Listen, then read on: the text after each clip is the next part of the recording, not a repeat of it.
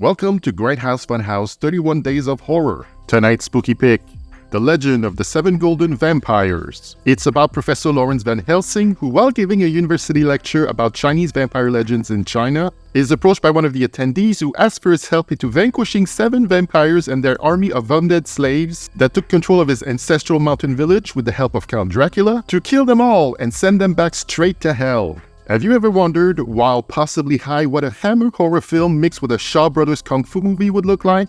1974's The Legend of the Seven Golden Vampires is your answer. The Shaw Brothers kung fu movies were at the height of their popularity in the 70s, while the Hammer horror films were falling out of fashion in that same decade. And yet someone, for some reason, had the bright idea to do a crossover. The only one that exists, in fact. As your leads, you get an established old horror head like Peter Cushing, and on the kung fu side, you get David Chang, who was part of the Shaw Brothers studio roster at the time. Join them together and see the sparks fly. You know, it's just a silly, colorful, kung fu vampire action flick for the whole family. Sadly, it was a box office failure, and they tried again in 1979 when it was re-released and retitled as The Seven Brothers Meet Dracula, with a shorter running time, and that didn't help things either. What we got though is a really cool poster artwork out of that. It does involve Dracula briefly at the beginning and during a showdown at the end. A Dracula not played by Christopher Lee, but played instead by another British actor named John Forbes-Robertson. When a monk travels to Transylvania to meet him, he tells Dracula that he's the high priest of the Temple of the Seven Golden Vampires, and that their power is fading and it would be really swell if old Drac could help him out of that jam. He accepts, but he takes over the monk's body to be freed of his castle and takes over ruling the Seven Golden Vampires. A century later, Professor Van Helsing, played by the legend that was Peter Cushing, in his last Hammer Dracula film, gets involved in helping a band of siblings getting rid of those Dracula-ruled vampires for good. Is, I guess, the best idea they could come up with. I mean, trying to shoehorn kung fu elements in an old stuffy Hammer horror story was just crazy enough to sort of work.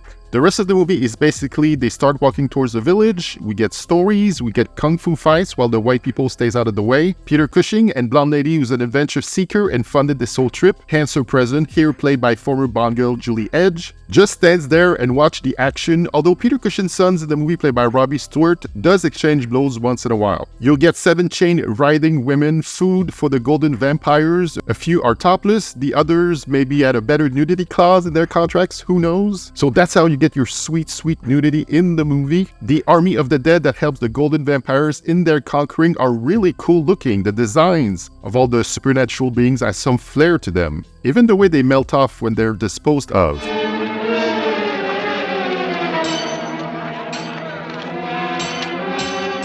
As for the rules in this movie on how to kill a vampire, in the East, it's just good old-fashioned.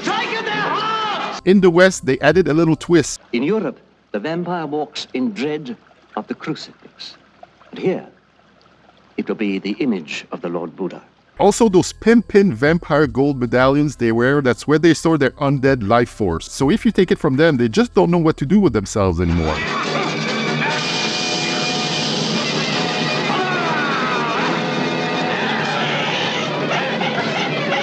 We do get a scene of the golden vampires as bats, sneaking into a cave where they're resting for the night and magically reverts to being non-humans again. I gotta say, that is a fun way to travel. It ends with not everyone surviving, which is always refreshing to see, and Professor Lawrence Van Helsing, Dracula Hunter, will have his fight with the Prince of Darkness. I mean, how can you not really? That would be cheating the audience. We're watching 2 old distinguished British actors going at it, but it ends rather quickly and you'll never guess who ends up being the victor of this fight.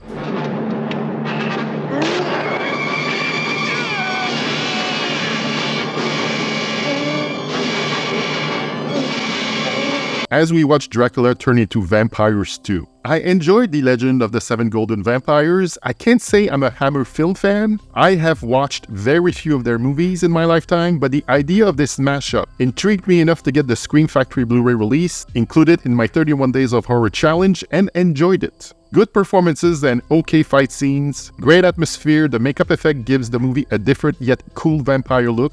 As a curiosity watch, it's worth the time and you could do much worse than watching Peter Cushing doing what he does best, being distinguished in a horror movie. Links to streaming or purchasing The Legend of the Seven Golden Vampires are available in the description below. Let me know your thoughts on The Legend of the Seven Golden Vampires and come back tomorrow for another 31 Days of Horror spooky pick.